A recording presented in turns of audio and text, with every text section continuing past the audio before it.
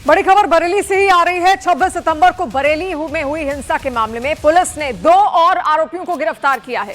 गिरफ्तार आरोपियों में मुनीर इदरीसी भी शामिल है, जो तौकीर रजा की पार्टी का मीडिया प्रभारी है। वहीं दूसरे आरोपी का नाम फैजान सकलेनी है। दोनों ही आरोपियों पर पुलिस पर फायरिंग करने की साजिश और भड़काऊ नारेबाजी का आरोप है। इन दोनों गिरफ्तारियों के साथ ही बरेली हिंसा मामले में गिरफ्तार आरोपियों की संख्या अब 83 तक पहुंच गई है। आज 2 और गिरफ्तारियां की गई हैं, तो टोटल जो संख्या है गिरफ्तारियों की वो 83 हो गई है।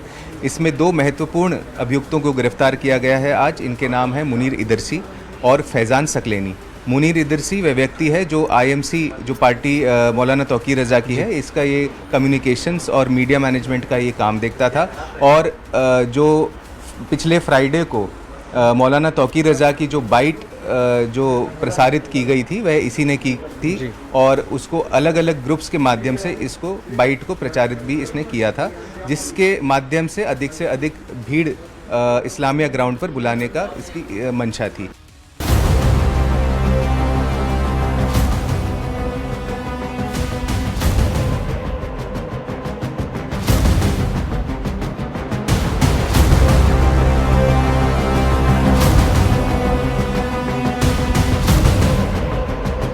ये दोनों तस्वीरें यूपी के बरेली की हैं। दोनों तस्वीरों के बीच का फासला सिर्फ 1 हफ्ते का है, और वो फासला है जुमे से जुमे तक का। ठीक 1 हफ्ते पहले आज ही के दिन इसी बरेली शहर में जो बवाल हुआ उसकी आंच देश भर में दिखी, लेकिन आज की तस्वीरें कुछ अलग अलग सी दिखी। दरअसल पिछले जुमे से लेकर इस जुमे तक की तस्वीरों में ये बदलाव यूं ही नहीं आया। इसके लिए चौतरफा कोशिशें हुई। पुलिस ने चप्पे चप्पे पर मोर्चा संभाला, प्रशासन ने बैठकों पर बैठकें की और कई संगठनों ने अमन की अपील की। कोई भी पॉलिटिकल शख्सियत हो या मजहबी शख्सियत हो या कोई भी संगठन हो, अगर बुलाता है तो कतई उसकी बुलावे पर धरना प्रदर्शन, एजिटेशन करने के लिए रोडों पर न उतरें और ना जाएं। जनता से मेरी स्पष्ट ये है कि कोई भी अफवाहों पे ध्यान नहीं दे। कहीं कोई दिक्कत लगती है तो कंट्रोल रूम के नंबर को मिलाकर वो अपनी शंकाओं का समाधान कर सकते हैं, और पूरे शहर की या जनपद की शांति व्यवस्था बनाए रखना ये सभी का दायित्व है। सिर्फ पुलिस और प्रशासन का काम नहीं है, सभी का ये काम है। दरअसल 26 सितंबर को पिछले जुमे पर एक बड़ी साजिश को अंजाम दिया गया। लोग मस्जिद पहुंचे तो थे नमाज पढ़ने, लेकिन उनको उकसाने और बरगलाने वाली तौकीर ब्रिगेड ने मोर्चा संभाल लिया। भड़काऊ नारेबाजी हुई, पत्थरबाजी की गई और देखते ही देखते हिंसा और हंगामा होने लगा। शुक्र है कि शहर को सांप्रदायिकता की आग में जलाने की प्लानिंग का पहला चैप्टर खुलते ही पुलिस एक्शन मोड में आ गई और हालात को काबू में कर लिया। अब मौका था साजिश की तह तक पहुंचकर एक्शन लेने का, जिसकी शुरुआत हुई मास्टरमाइंड की गिरफ्तारी से। पुलिस ने तौकीर रजा समेत एक आरोपियों की गिरफ्तारी शुरू कर दी। फरार आरोपियों का एनकाउंटर किया, और कोई सीधे पकड़ में आ गया तो किसी को दबिश के जरिए पकड़ा गया। वहीं दूसरी तरफ आरोपियों के अवैध ठिकानों पर बुलडोजर एक्शन किया गया, और कई आरोपियों की शिनाख्त का सिलसिला अब भी जारी है।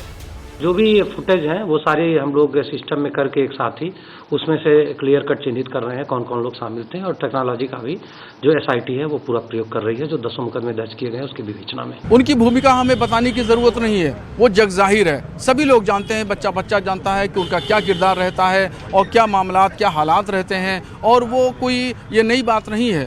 कुछ गुज़श्ता सालों में अगर आप देखेंगे तो न जाने किस तरीके से उन्होंने तमाम हालात को उत्पन्न किया, कशीदगी पैदा की, तो ये तमाम चीज़ें सब जग जाहिर हैं। बहरहाल जो हुआ सो गलत है, और अब इस तरह का नहीं होना चाहिए। कुल मिलाकर उस जुमे से इस जुमे के बीच हुई सख्ती और सामंजस्य का ही नतीजा है कि आज शहर की तस्वीरें पिछली बार से बिल्कुल अलग नजर आईं। जुमे के दिन ये चौकसी सिर्फ बरेली में ही नहीं रही, यूपी के अलग अलग शहरों में आज पुलिस और प्रशासन पूरी तरह से मुस्तैद रहा, और हर जगह लोगों ने नमाज के बाद अमन का मुजाहिरा पेश किया। बरेली से लेकर लखनऊ तक तस्वीरें कुछ ऐसी ही दिखी। दरअसल बरेली इकलौता शहर नहीं है। आई लव मोहम्मद के नाम पर कानपुर से शुरू हुई अफवाह ने एक के बाद एक देश के कई हिस्सों को अपनी चपेट में लिया, और कई जगहों पर तो हिंसा भी हुई। लेकिन आई लव मोहम्मद का ये विवाद है कि थमने का नाम नहीं ले रहा है। एक तरफ कई मुस्लिम संगठन मुसलमानों से बहकावे में नहीं आने की अपील कर रहे हैं, तो वहीं कुछ लोग रह रहकर इसमें सियासी फायदा खोजने का कोई मौका नहीं छोड़ रहे। और उन्हीं में से एक सियासतदान हैं असदुद्दीन ओवैसी, जिन्होंने एक बार फिर आई लव मोहम्मद का राग छेड़ा है। अब हद तो ये हो गया कि इस देश में आई लव मोदी बोल सकते बट आई लव मोहम्मद सल्लल्लाहु अलैहि वसल्लम नहीं बोल सकते।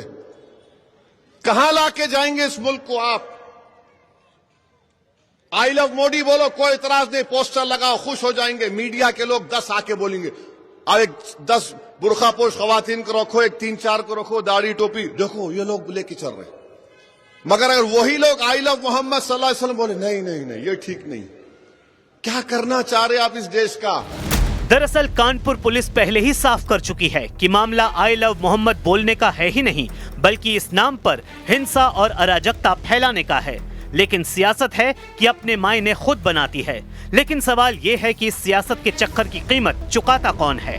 क्योंकि बयान देकर नेताजी तो निकल लेते हैं, लेकिन जिंदगी खराब होती है उन लोगों की जो सियासत के चक्कर में पड़कर सड़क पर उतरते हैं और कानून अपने हाथ में ले लेते हैं। और यही वजह है कि आम लोगों से हर कोई ऐसी अफवाहों से बचने की अपील कर रहा है। कुछ लोग इस पर जो राजनीति कर रहे हैं, आप अपने नाम पर करें, आप हजरत मोहम्मद सल्लल्लाहु अलैहि वसल्लम के नाम पर अपनी राजनीति न चमकाएं। ये बहुत दुर्भाग्यपूर्ण है कि कुछ लोग ये नाम को लेकर उनका नाम विवाद में घसीटने की कोशिश कर रहे हैं। जिस तरह से आई लव मोहम्मद सल्लल्लाहु अलैहि वसल्लम और नाराए तकबीर के नारों को लेकर के पिछले दिनों में रोड पे आकर के तनाव बढ़ा और हिंसाएं हुई, तो मेरा मानना यह है कि किसी की भी ताकत का, किसी नाम का इस्तेमाल अगर गलत तरीके से हो रहा है तो ये एक फितना होता है और इसकी इस्लाम में बिल्कुल इजाज़त नहीं है। ये वो लोग हैं जो लोग की अपनी राजनीतिक स्वार्थ के लिए, सियासी स्वार्थ के लिए जो है वो सामाजिक सौहार्द के ताने बाने को छिन्न भिन्न करना चाहते हैं और लव के नाम पर हेट के हर हंगामे के जरिए देश के सौहार्द को और क्षेत्र के सौहार्द को हाईजैक करना चाहते हैं। उन्हें सफलता नहीं मिलेगी। आई लव मोहम्मद के नाम पर जिस तरह से देशव्यापी अतिवाद, रोडों पर हिंसा, पुलिस स्टेशनों पर हमले, सरतंग से जुदा के नारे और राष्ट्रीय सुरक्षा बलों पर जो हमले हो रहे हैं, अपनी पब्लिक प्रॉपर्टी को नुकसान पहुंचाने के जिस तरह के षड्यंत्र हो रहे हैं, उससे ऐसा लग रहा है जैसे कि ये आई लव मोहम्मद के नाम पर पैगंबर मोहम्मद नहीं बल्कि जैसे मोहम्मद को लव करने की बात कर रहे हैं। ये मोहम्मद हाफिज सईद की लव की बात कर रहे हैं। खैर, सियासत की अपनी रवायत है जिसमें कानून और कायदे से अधिक फायदे पर ही जोर होता है। किसी का नुकसान चाहे कितना भी हो, लेकिन बरेली में एक के बाद एक उपद्रवियों के खिलाफ एक्शन ने इतना तो दिखा ही दिया कि कानून के सामने सिर्फ कायदा चलता है और उसका असर भी जरूर दिखता है। बड़ी खबर, मेरठ में घरों के बाहर लगे आई लव मोहम्मद के पोस्टर, उर्दू और अंग्रेजी में ये पोस्टर लिखे गए हैं, घरों पर जो चिपकाए गए। मेरठ के मवाना इलाके में पोस्टर लगने से हड़कंप भी मचा। पुलिस ने इन पोस्टरों को हटवाया है। 5 लोगों पर एफआईआर दर्ज की गई है। तो मेरठ में ये शरारत यहां पर की गई। मेरठ में घरों के बाहर ये पोस्टर्स लगाए गए। पोस्टर्स में साफ लिखा दिखा आई लव मोहम्मद, उर्दू और अंग्रेजी दोनों शब्दों में, दोनों भाषाओं में आई लव मोहम्मद लिखा दिखा। और उत्तर प्रदेश के संभल में इस वक्त बाबा के बुलडोजर का खौफ देखने को मिल रहा है। कल संभल में तालाब की जमीन पर बनाए गए मैरिज हॉल को जमींदोज किया गया था और अब नंबर मस्जिद में हुए अवैध निर्माण का जो खाद बनाने के लिए छोड़ी गई सरकारी जमीन पर किया गया है। लेकिन बाबा का बुलडोजर चले इसके पहले मुस्लिम समुदाय के लोगों ने खुद हथौड़ा लेकर अवैध निर्माण को तोड़ने का काम शुरू कर दिया है।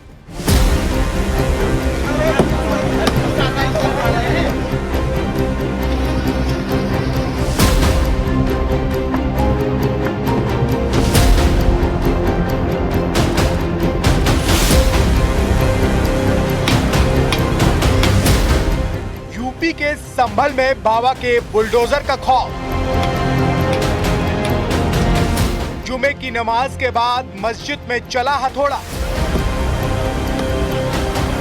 4 दिन का अल्टीमेटम, नहीं तो आ जाएगा बुलडोजर।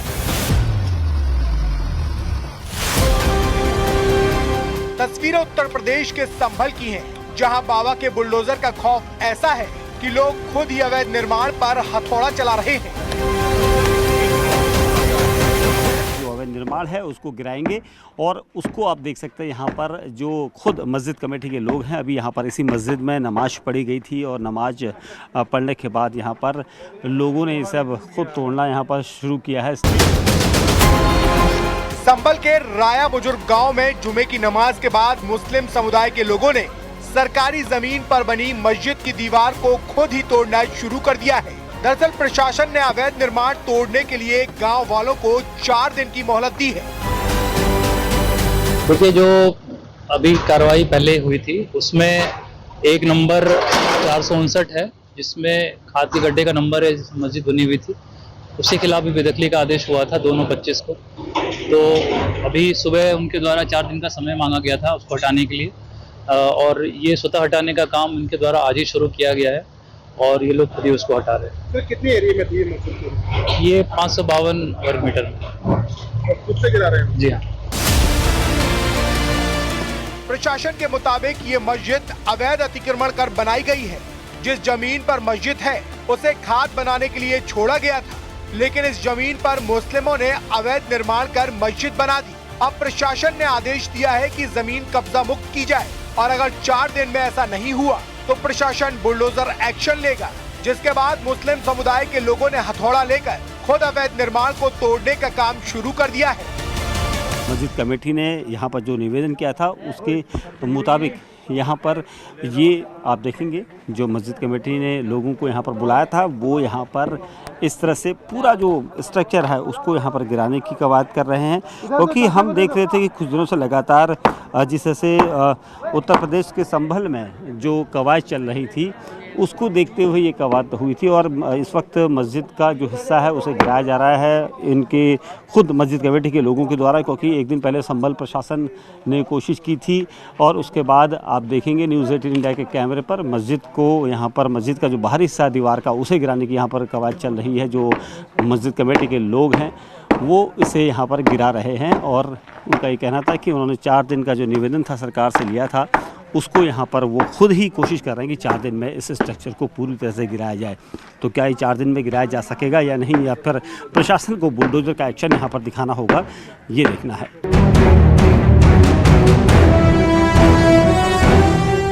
कुल मिलाकर संभल में बाबा के बुलडोजर का खौफ साफ देखने को मिल रहा है। इसके पहले कल ही संभल में तालाब की जमीन पर अतिक्रमण कर बनाए गए अवैध मैरिज हॉल को जमींदोज किया गया था। बुलडोजर एक्शन के दौरान पुलिस फोर्स के साथ डीएम और एसपी भी मौजूद थे। प्रशासन के मुताबिक ये मैरिज हॉल तालाब की जमीन पर अवैध तरीके से बनाया गया था। सर्वे के दौरान मैरिज हॉल के निर्माण को लेकर जमीन से जुड़े दस्तावेज मांगे गए थे, लेकिन प्रशासन ने दावा किया कि कोई साक्ष्य जमा नहीं करवा पाया, जिसके बाद इस मैरिज हॉल को जमींदोज कर दिया गया। इसकी पूरी सुनवाई की गई, सभी पक्ष आए कोर्ट के अंदर और उसके बाद जो तहसीलदार न्यायालय है उन्होंने जो आदेश दिया उसी के क्रम में ये कार्रवाई हो रही है। संभल में मैरिज हॉल को जमींदोज करने के बाद अब अगला नंबर मस्जिद के अवैध निर्माण का है, जिसे मुस्लिम समुदाय ने खुद गिराने का काम शुरू कर दिया है।